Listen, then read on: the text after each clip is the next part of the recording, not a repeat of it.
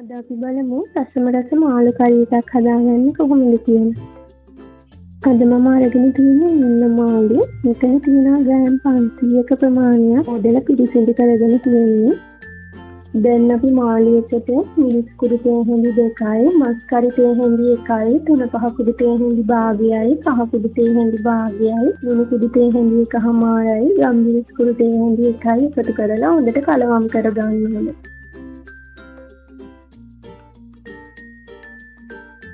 ඊට පස්සේ තෙතනති භාජනයක එකේ තියෙන එකට තෙල් මේස් හැඳි 1/2ක් එකතු කරගන්න ඕනේ. තෙල් ටික හොඳට රත් වෙද්දි කලාගත්තු ඉඟුරු සුදුලුණු ටික එකතු කරලා හොඳට රන්වන් පාට වෙනකම් වැඩ ගන්න ඕනේ. ඊට පස්සේ අපි ඒකට ලුණු, කොච්චි, කරපිංචා, රම්පි ටික එකතු කරගෙන කලවම් කරගන්න ඕනේ. දැන් මේකට කුරුඳු පොතු කෑලි 3-4ක් එකතු කරගන්න. ඊට පස්සේ අපි ඒකට මාළු ටික එකතු කරගෙන පොඩි වෙන්න තියෙන කලවම් කරගන්න ඕනේ. දැන් දියකිරි කෝප් එකක් එකතු කරගන්න.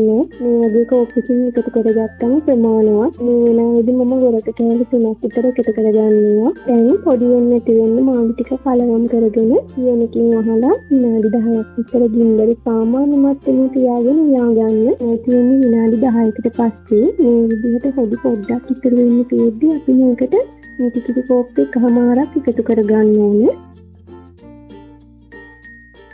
ඊට පස්සේ මාළු ටික පොඩි වෙන්න තියෙන කලවම් කරගන්න.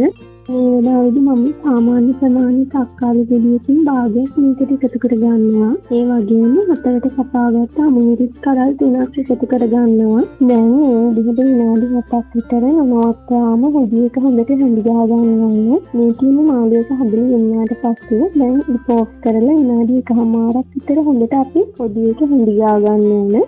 මේ මාළු කරියක ඔයාලට බත්, ඉන්දියාපු පාන් ඕන එකක් එක්ක කන්න පුළුවන්. හරිම රසයි. එහෙනම් තවත් දවසක අලුත් වීඩියෝ එකකින් හම්බෙමු.